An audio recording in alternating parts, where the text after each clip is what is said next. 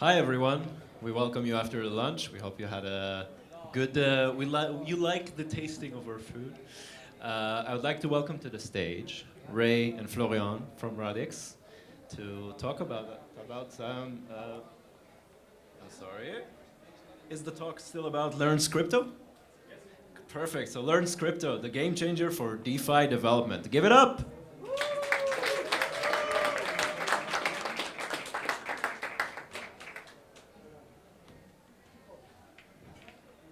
Okay, all right, thank you everybody. So my name is Ray, and I have never created a decentralized app in my life. It sounds like Alcoholics Anonymous over here. Personally, I'm a very technical person. I am the managing director of an automation and AI consultancy on my full-time job, but Radix and DeFi is my passion.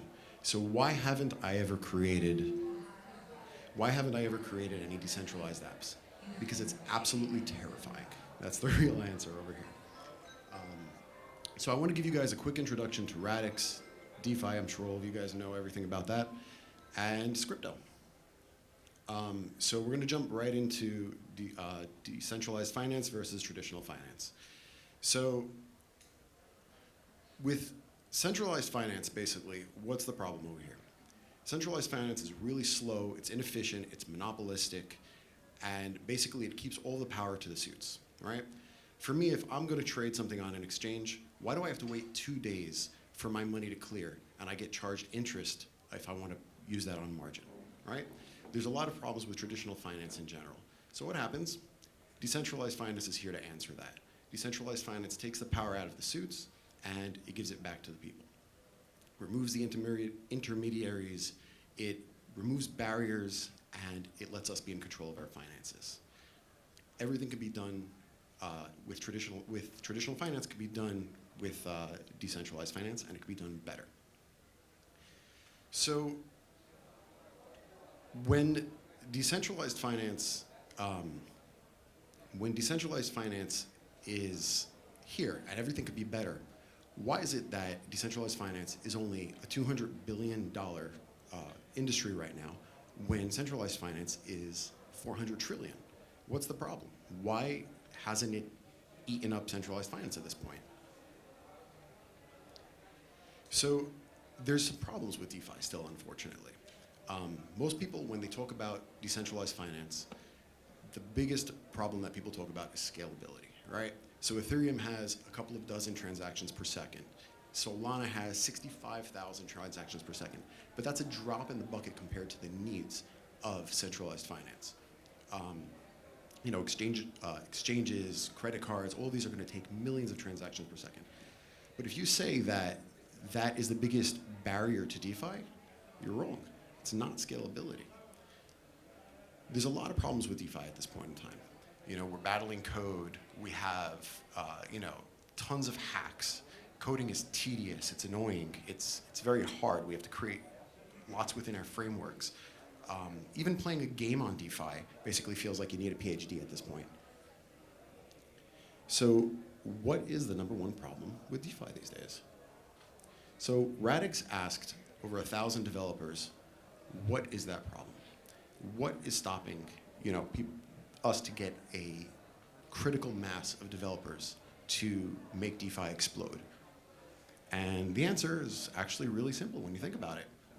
It's the developer experience. It sucks. It really sucks. So 90% of the time that developers are working on their projects is not on the actual project. It's on building the scaffolding of their projects. It's auditing code. It's testing. It's debugging. You even have to define a token when you're coding in Solidity. I mean, isn't that what it's all about? It's too complicated. That goes back to me, why I haven't created the projects that I wanted to yet. I'm absolutely terrified to. So this is how decentralized exchanges should work, right? Token in, exchange, token out. Simple. That's how I thought it worked. This is how it actually works. It's way too complicated. And because of that, there's lots of hacks, because people miss things. The complexity is insane. Every day we see another hack. Even video games are getting hacked at this point in decentralized finance. Axie Infinity for $600 million. It's insane. So because of that, we've had nice growth, capital growth within decentralized finance. But what happened to all the developers? We have 18,000 developers right now, give or take, developing in DeFi, which sounds like a lot. But when you look at it, 18,000 compared to all of the other developers is just a drop in the bucket.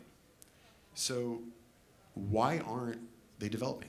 There's a $400 trillion opportunity here. Why aren't we getting more developers in DeFi? As it comes out, we don't have enough developers.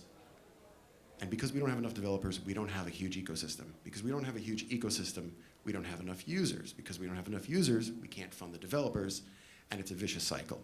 So what we need to do is create a positive feedback loop. And by doing that, again, we come back to that question. What's going to make DeFi explode? We revolutionize the developer experience. So I'm going to take you back in time to the 90s for a second, and we're going to talk video games. So video games used to be simple.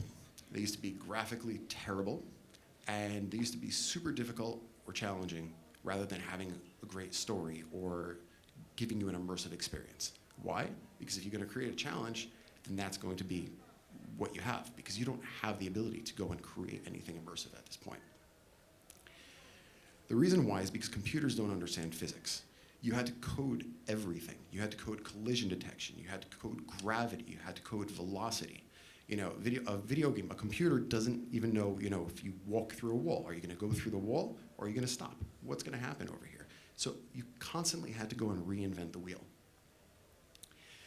When you make a mistake coding in a video game, you're going to have the strangest of effects. Everything basically doesn't work the way it's supposed to be working. And it's because you had to reinvent the wheel every single time. Then all of a sudden, there was a massive revolution. Game engines. Game engines changed the game for video games.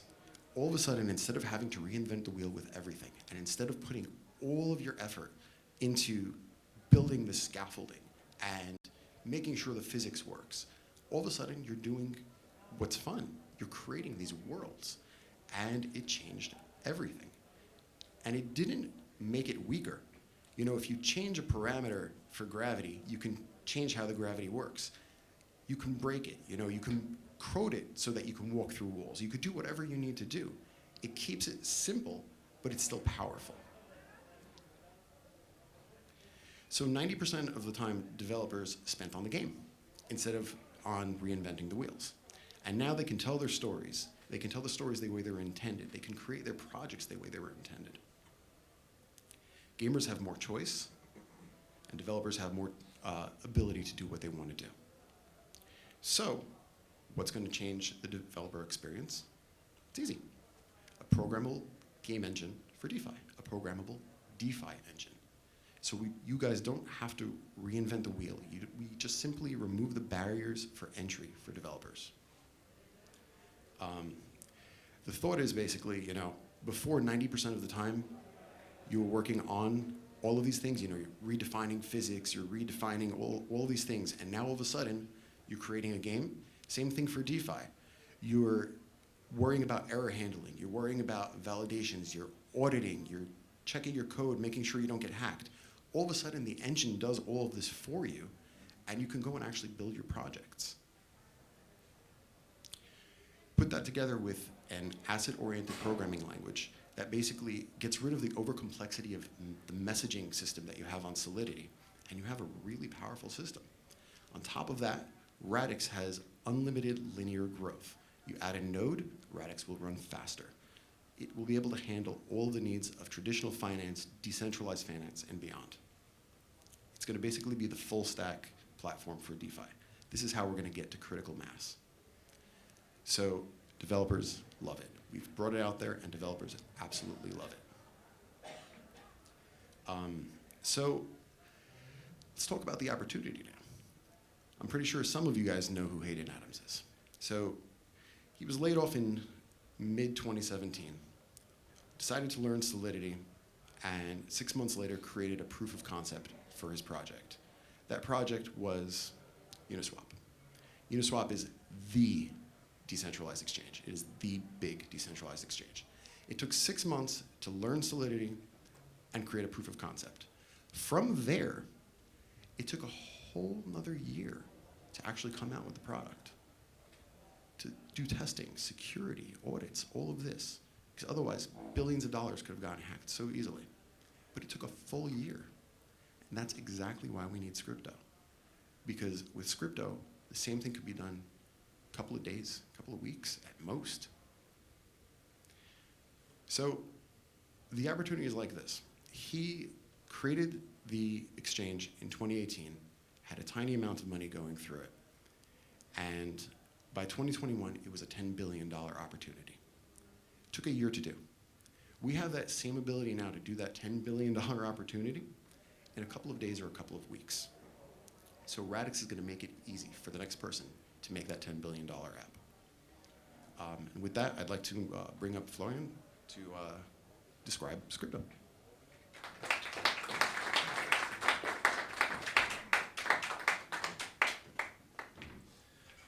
Hello, thanks everyone.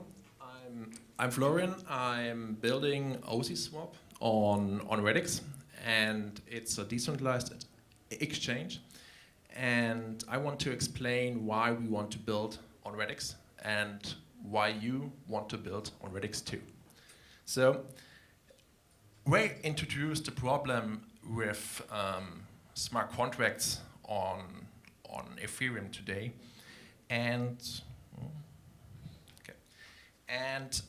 the problem is that currently we don't think in an asset-oriented way on Ethereum. We have our generic smart contract environment. It can be on Ethereum or another blockchain. And currently, smart contracts exist as components which can have some data in it and some functions. And now, so good, so far. But the question is now, how do these contracts interact with each other? Well, they can call methods, meaning they are basically sending messages between. And this sounds good, but the thing is, what can you do with that, and what happens if you use that in practice? So let's come back to the Uniswap example we told about you, and it's basically should look like that, and that's how you think it looks when you describe it to someone how you swap on Uniswap. But actually, it looks like that, like he already said. And the problem is that it introduces a lot of complexity, and so many complexity can lead to a lot of errors and exploits. And that's why it took Uniswap so long to get production ready, over 1 year, basically. Because it's not like you think actions happen, because you first need to approve some token so that Uniswap can access your token in your wallet, and that's just another smart contract. Then Uniswap has the right to transfer your tokens, and so there need to be a lot of things ready, and you need to think of a lot of things as developer. You also need to when Uniswap has the right to transfer your tokens, you then can start to trade, and Uniswap needs to call the other smart contract that they are allowed to, they can transfer the tokens to Uniswap. Then they need to do some calculation of the necessary output amount, and after that is done, they then need to transfer the tokens to the user, which means they need to call another smart contract, the outgoing tokens, and which then update the balance on their balance sheet, and then the tokens gets really transferred. So it's a lot of stuff and not something we often think about when we use Uniswap. So it's not really easy and safe and composable. So the first step is that we need to have a concept of assets, basically. One moment. Follow my way, I think. Okay. Perfect. Okay. We need to think and have a concept of assets if we want to develop safe smart contracts, basically. On Radix, tokens really behave like physical things. So smart contracts can send tokens to other smart contracts, and a token is really like a physical thing and can't exist at two different places at the same time. So no tokens can get lost, or you can't mint tokens by accident because it's already handled in a safe way by the Radix engine. So you can just rely on that as a core feature. And it's quite funny that Ethereum is now used for DeFi, but there's no concept of tokens on Ethereum. It's hilarious, actually, if you think about it. But it's, of course, because it's the origins of Ethereum are from 2015, where DeFi wasn't really a big thing. So there was a lot of exploration, and this just grew over time, basically. So we now have tokens, but we also want to do some parts with it. So we need to have some way of implementing business logic, and similar to you have it on Ethereum. But we also want to have it on the same safe basis of using assets, basically. So what we're going to do, let me introduce Radix Engine version 2. It's basically merging the concepts of having active smart contracts or components together with the possibility of having native assets built in, which can move between these smart contracts.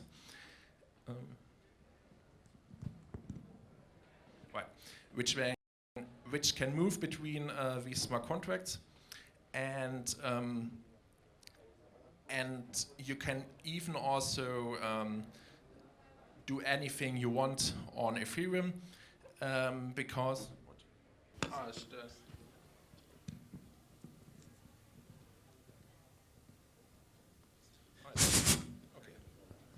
okay, that's better now.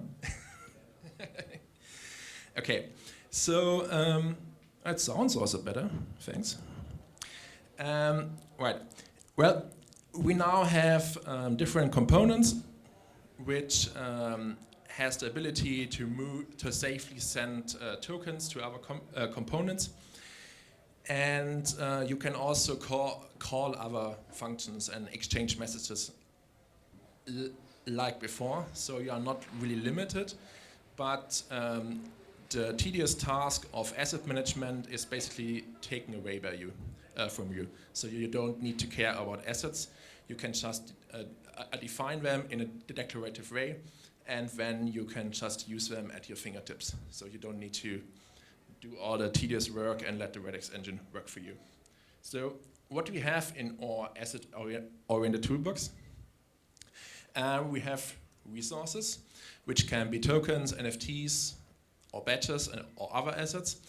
These can be fungible or non-fungible for NFTs or normal tokens.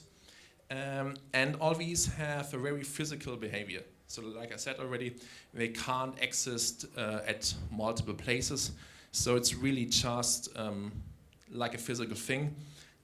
And this has a lot of advantages because tokens can't get lost.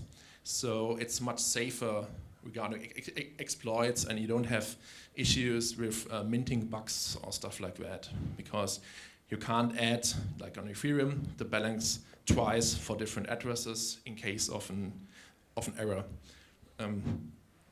When we have a resource manager, it has basically a resource address and some metadata, and it has functions to mint and burn and look up for tokens. But the important difference here is that this resource manager doesn't have any balances or owner addresses inside. So it's just managing the overall resource and not which account has which tokens. So it actually is much more decentralized from an architectural standpoint compared to Ethereum, where everything is stored inside one smart contract. So what we also have is a vault.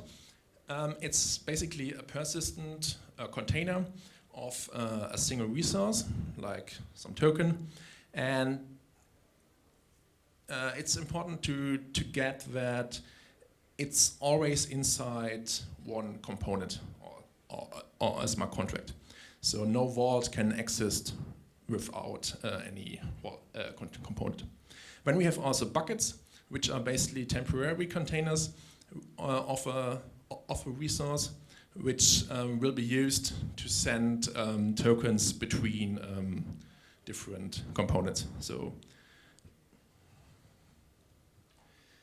And what's interesting here is that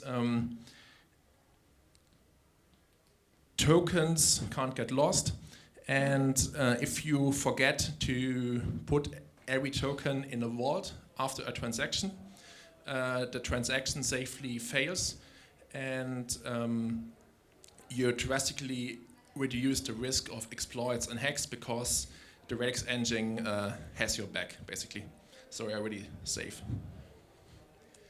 So how does it look like in practice? You have some resource manager, and you define some values like whether the resource is fungible, what name it has, or symbol, or also the supply. And you are getting a bucket back with your tokens, and then you can deposit that bucket inside a vault of your component. Just as an example, these tokens or resources can have multiple behaviors, like they can be mintable, burnable. You can restrict the withdrawing of them from a vault, or restrict a deposit to certain people, basically, or components. And it also has authorization built in. I will come back to that later. So what are the active parts in Radix? Basically, we have smart contracts, which are called components on Radix, and each component can have multiple vaults, which can have tokens inside, but they can also contain arbitrary data, and we can also have methods like deposit or withdraw or anything you can think of, basically. So that's the main active part in the Radix ecosystem, these components, basically. The components are instantiated with or by a blueprint, which has some Scrypto code inside, and you can then call a function, a static function, on the blueprint, which creates your component. And blueprints can be structured inside packages, so you can have multiple blueprints in one package. And these packages are then uploaded to the Radix network inside a catalog, so everyone can deploy components from these blueprints, and you also get a fee as a developer if your components are used, basically. You can define that fee yourself. But you are not limited to just instantiating one blueprint, one component. This is completely flexible. You can create as many components inside your blueprint function as you like. Also resource managers, which then give you a bucket, and you then need to deposit that bucket inside one vault, because if you don't do that, your transaction would safely fail to avoid that tokens are just lost somewhere. A quick overview how accounts and transactions are different on Radix and Ethereum. a quick recap with Ethereum. On Ethereum, you don't have tokens really in your wallet, but each token is actually a smart contract which has a list of balances. And your wallet, like MetaMask, for example, needs to look up in every smart contract what your balance for that account is, and then adds up together in a nice interface. But in the end, there is no real concept of an account in Ethereum. It's really scattered around all the token smart contracts. On Radix, it's totally different. We have an account. This is basically just a normal smart contract, just a component. And this account has different vaults in it, which can have multiple tokens from any kind, basically. And the default one has two methods, withdraw and deposit. But actually, since the account is only a generic smart contract or component, you can also create your custom accounts with your own code. So if you want to have special features, it's possible to add them. So yeah, Radix holds tokens inside components. The next part is transactions. That's also nice to understand. If you want to, if Alice wants to send some tokens to Bob, what do we do? Well, quite simple. Alice takes out the tokens from their account, then using that tokens and depositing them to Bob's account, and then the transaction is finished. So the key part is that this transaction is fully descriptive, and it's constructed on the client. So you are able to arbitrarily compose any different transaction calls on some client frontend. So that's quite powerful, especially because this whole transaction is fully atomic. So if one part fails, your whole transaction fails. Yeah. Right. Let's come to some code. I think most of you are here to see some real code examples, or keep the hands up to see who is here to see some code. Ah, okay, nice. Perfect. Let's start with some Hello World code. Everyone starts with Hello World. We have our component. It's called our Hello component. It's instantiated by a blueprint, and it has a vault which with some Hello tokens inside. And anyone can call the method freeToken on the component, and then one Hello token is returned, basically, without any cost, just free. How it looks like in Scrypto? Well, it's quite simple and short, actually, and that's really all you need to create your first component.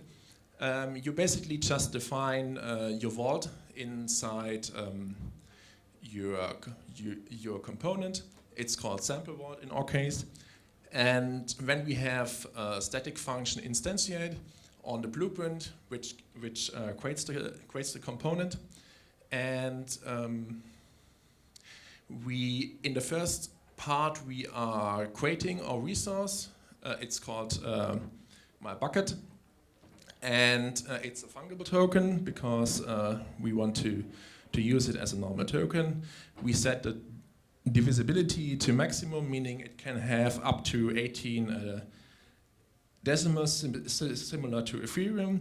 And we can also set some metadata and an initial supply. And that's really all you need to create your first token and your bucket, basically.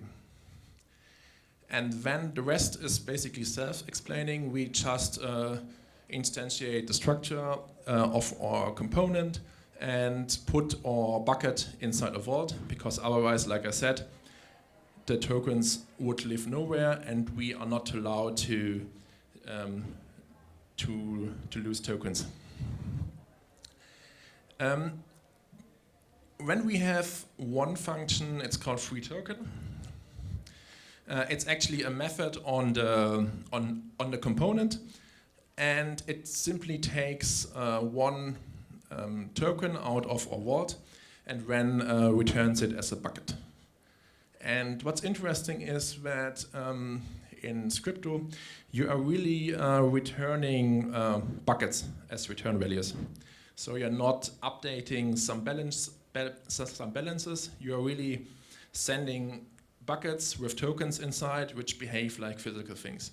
So after you have sent out your tokens, you don't have the tokens anymore in your smart contract or in your component. So it's really easy to understand, and it greatly helps to avoid exploits, basically. Any questions so far? Yes? Is there a way to trigger events if someone sends tokens to me? For example, Alex sends to Bob, Bob receives the money and triggers an event. Okay. Yes, if Alice would send some tokens in, they would do that by calling a method. So you already have your active trigger, basically. Because you would add another function called deposit tokens, and you then can do and implement any logic you want to do. In general, what's interesting is that in Scrypto, you kind of have the withdraw pattern. It means that components shouldn't send tokens to other components, but they should rather turn it as a return value, because this allows you to use that return bucket for other transactions in your transaction description. So you're quite flexible and can compose everything together, basically. Okay. Right.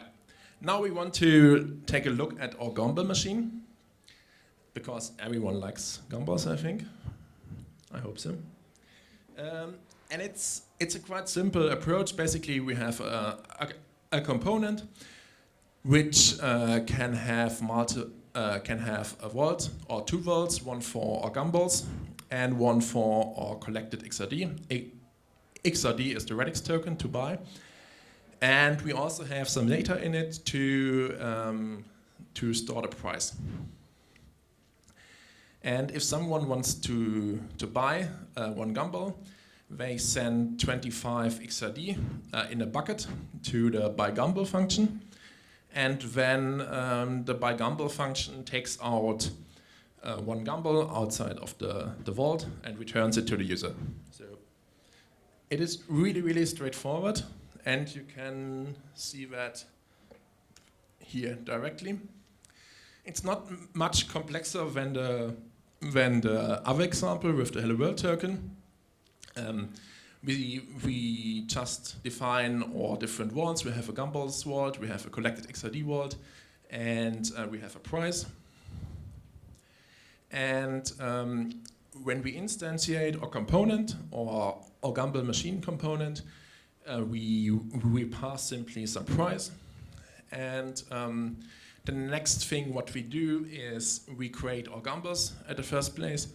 That's quite similar to the Hello World token. We just have some more metadata. We have a description now also. You can basically have any metadata you like. And we set the initial supply to 100. So there are 100 Gumballs in our famous Gumball machine. And when we just put the Gumballs bucket we just built inside a vault, and also we assign the the Radix token type to the collected XRD vault to avoid that other tokens when XRD could be put in. Right. Then we have one method called getPrice, which just returns the price we stored in the component. And more interestingly is the by Gumbel method. And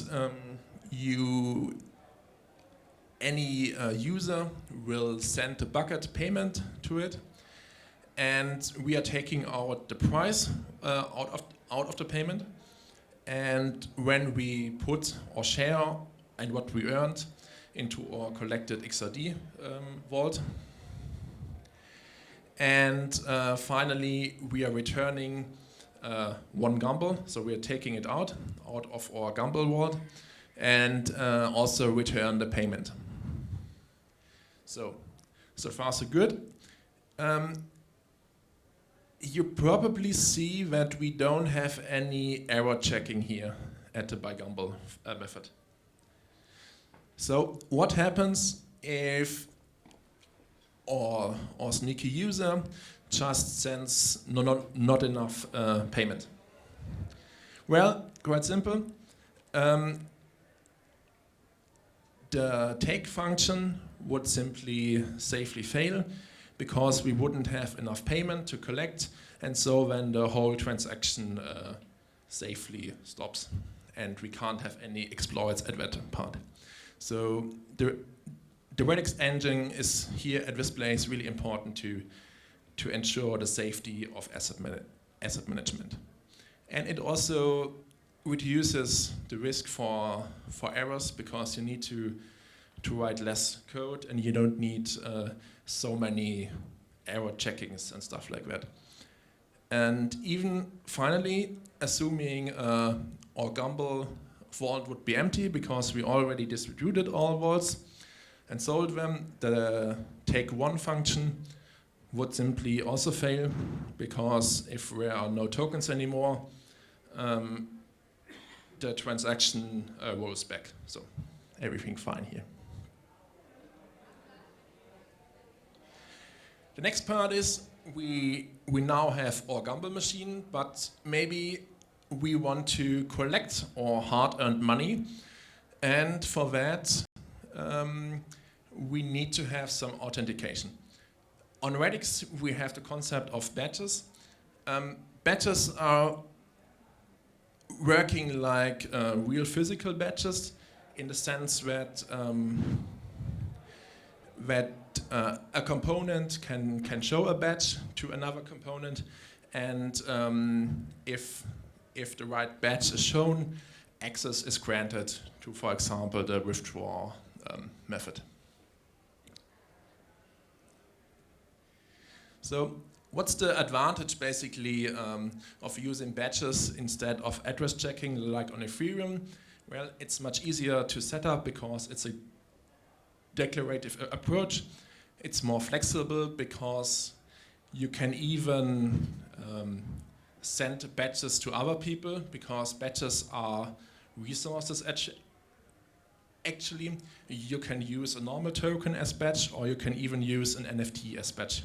If you want to have different permissions for different users, you would use an NFT as a badge to access granting.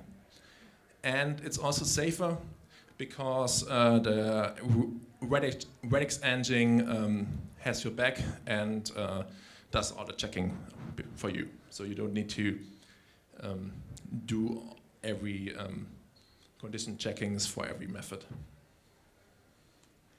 So you want to see some code, I think. Like I said, badges are actually resources. And you can use NFTs or normal tokens for a badge. That's why we are creating our first badge here and calling it admin badge. And what's interesting here is that we set divisibility to none, meaning there are no decimals for our token, so you only can send a full token and not 1.5 tokens or stuff like that. and we only mint one because we only have one admin. But of course, this directly shows an opportunity. We can have multiple batches. So we could, for example, mint 5 admin batches and send them out to different people, and they can use the batch to access our component. So it's a really flexible and powerful concept. The next part is that we define some access rules for our component in a declarative way. For example, now we are restricting the access to withdraw XRD to the method to only owners of the admin badge. So you need to present the admin badge if you want to call the withdraw function. Yes. Yes? Yes, sure. If those badges going into the admin's accounts and saving with their votes, how can I, as a user, know how many admins there are in the project? Let's say who are the admins? You can, and the smart contract can see how many tokens are minted for a resource. So that's available as information. You will see that later too. But in general, you still have the opportunity to have any reading from the ledger as you like. So you can just analyze the ledger and read which accounts and which components have which resources.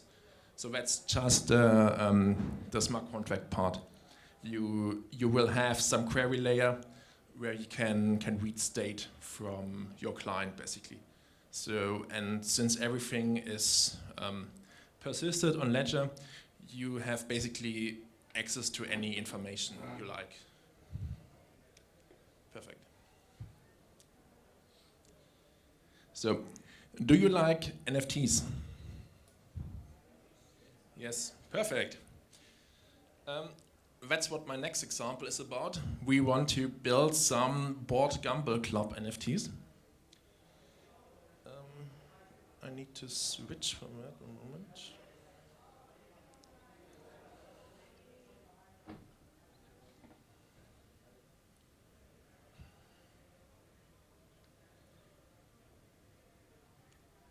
Is it big enough?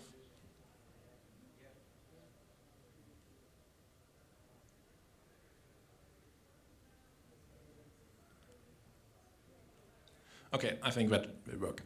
Right.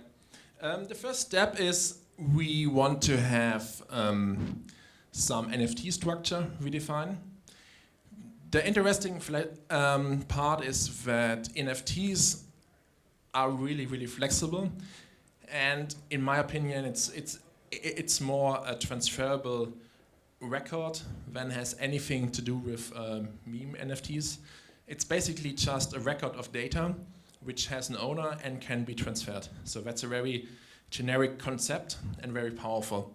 For example, you probably know Uniswap, or most of you, and current version 3, uses NFTs to store the shares of liquidity providers. So it's not only used for meme NFTs, it's a really powerful concept actually. And we will do that. We will define our NFTs. So every NFT will have a color, a head, and also some eyes. And these are just simple attributes, so nothing special here. So color can be blue, yellow, red. A head can be beanie, cowboy, or party, and the eyes can be laser or sleepy or eye patch. So just some structures here. Right. So our main part of our component is that we want to store all our Gumball NFTs because we want to sell them. So that's actually not only the NFT itself, but also the whole minting process and buying process. So you could deploy that on Ledger, on Redix, and you would be able to directly sell them. So it's not only the NFT itself. The NFT itself is just that part here.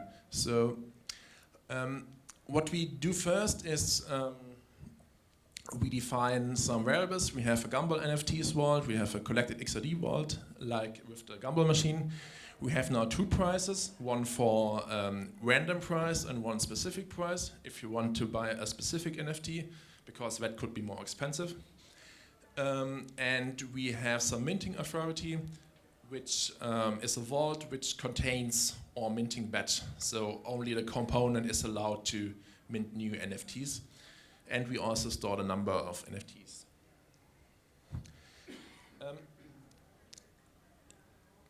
To create our component, we call the instantiate club function and pass two parameters. One is the price random and price specific.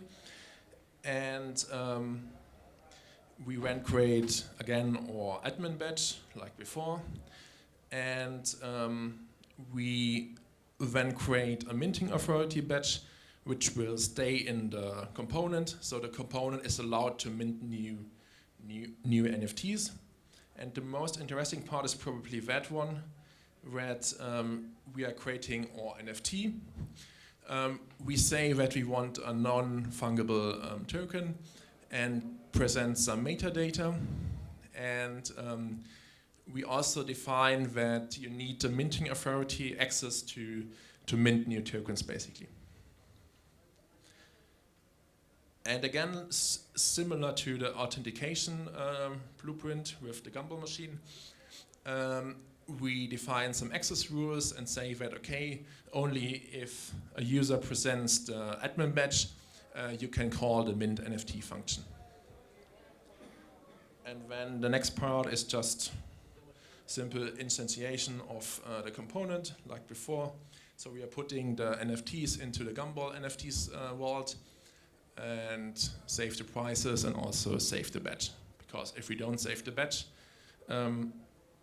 we are not allowed to mint the tokens.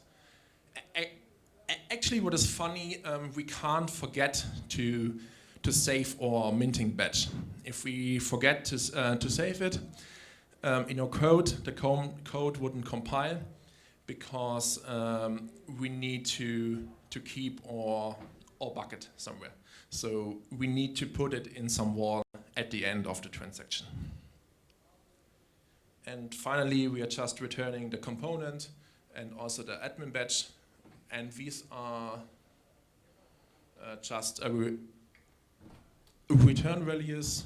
And in Rust, you can use the brackets to return a pair of variables.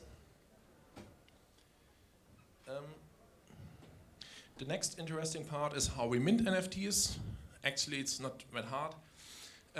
We get some parameters for color, head, and eyes.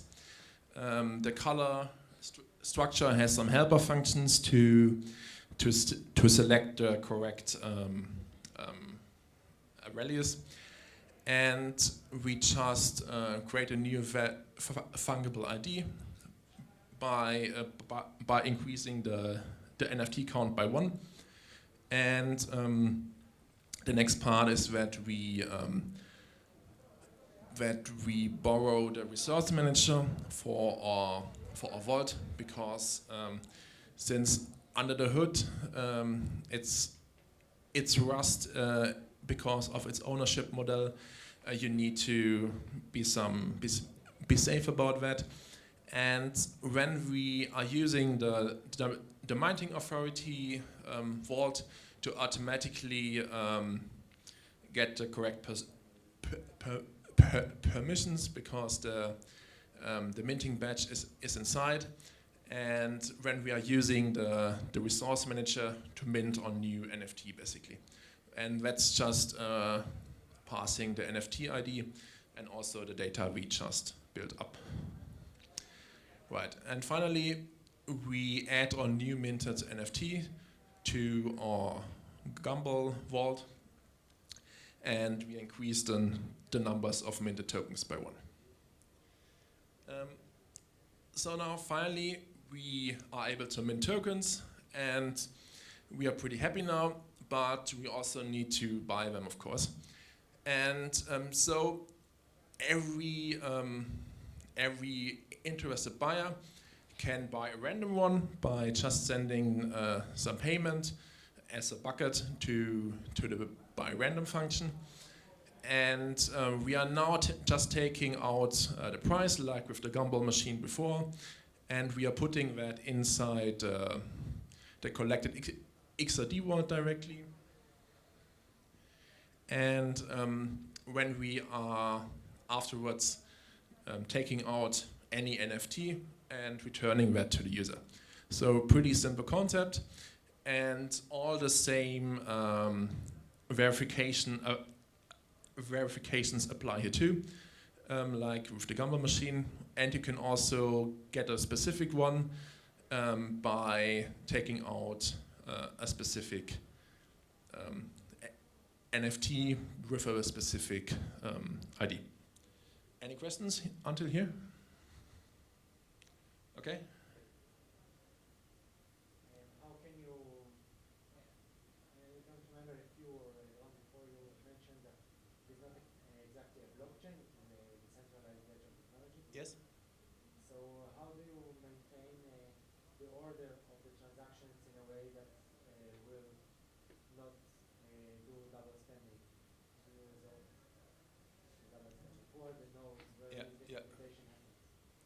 Well, on the current Babylon network, all transactions are ordered, and later on Xi'an, which will be fully sharded, the transactions are partially ordered when it's relevant for execution.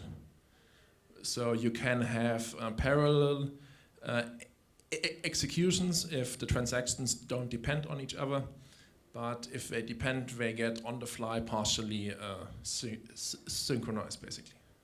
So from the concept, yeah, that's actually a good question, because besides Radix being fully sharded later, for the developer, it behaves like a fully unsharded network, and all the hard stuff is done under the hood by the engine, basically.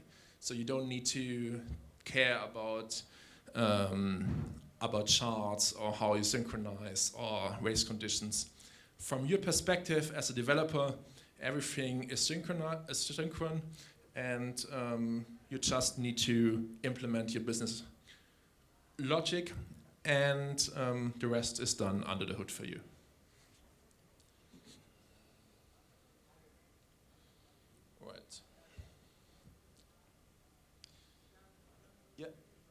Yeah, I'm nearly done. Right. So the last example, we have a decentralized exchange. It has two vaults in it, an XRD vault and a BTC vault, and it has functions like add liquidity, remove liquidity, or swap function. And the general concept is that that Alice is sending some tokens to the swap function. Then the output gets calculated, and then the correct amount is sent back as a return value to the caller. That's quite interesting, because we can now compose all this together. Alice can call a bucket. Can call the withdraw function and collects 25 XRD. It can then send these 25 XRD to the gumball machine, buy some gumball with it, and then she can swap the gumball to BTC on an exchange, and afterwards she's able to deposit everything into her account. And this is everything built on the client. It's fully descriptive, and you can build that on the fly. So it's very composable. And if anything fails for some reason, because there are not enough tokens in in some vault, the transaction safely fails and everything is safe. And interesting, this also works for the fully sharded version, so you will be good. So what's left now is you can join the community. And like I said, I'm the co-founder of OCSwap, and we are building on Radix. You should take a look at our Telegram community and join the Radix Valuation, and also join the Radix Telegram group. And if you have any questions, you're free to come and ask.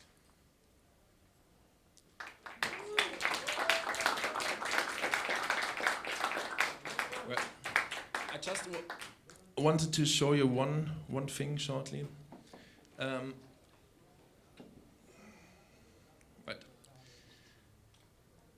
I just wanted to show you how simple it is to build a DEX pool on Redix for an exchange. And it's only 150 lines of code, so it's really easy to do. And I won't explain every detail now, but you basically have, you have two pools inside your pool. As once you have some fee, and what we are doing basically is we instantiate a new pool, sending the liquidity in, and when we are creating some LP tokens similar to before, they are just normal tokens, and when we have some add liquidity function, which takes 2 buckets of the tokens, and then returns some remaining value in case, and also the LP tokens. But you can see that it's really simple and straightforward. And the same for a remove liquidity. You are sending in your LP tokens as bucket and getting your withdrawn token back of the pool A and pool B. And finally, we have a swap function where people can send tokens in as a bucket. We are calculating the appropriate amount, what the user should get to keep the invariant of the pool. And afterwards, we are putting the input tokens into our input pool and taking out the calculated output amount and return that to the user as a bucket. And now your swap function succeeded, basically. So now I'm really done, and I thank you very much for your attention.